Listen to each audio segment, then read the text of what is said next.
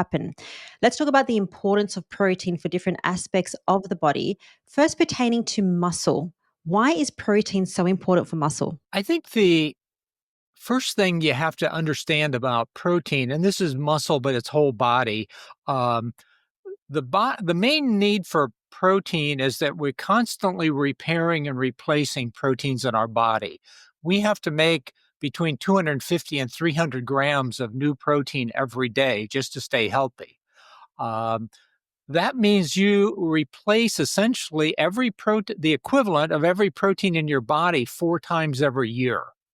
So where you get the protein to do that's important.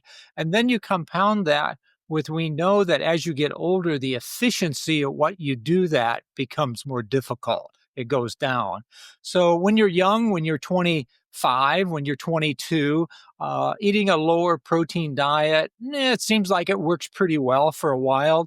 But after you get sort of around 40, 35, 40, now the efficiency and the calories both start to be a problem. You can't eat as many calories, and you actually need more protein. So, I think it's important for people to realize whether you're growing or not, growth is actually a very minor part of protein needs. Your maximum deposition of new protein during growth is maybe 5 grams per day, but you need to make 300 just to stay healthy.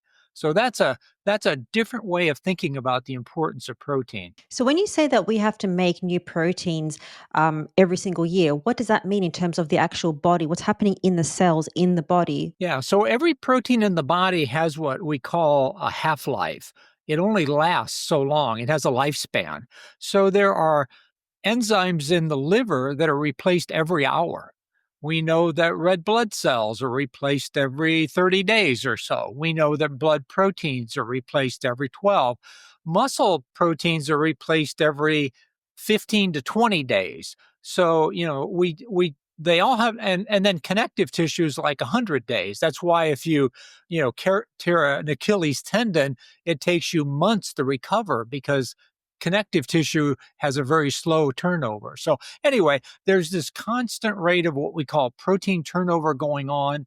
Every protein has a little different time span, but again, we have to replace the equivalent of 300 grams per day with this protein turnover concept. And we think a big part of aging is how well you do that.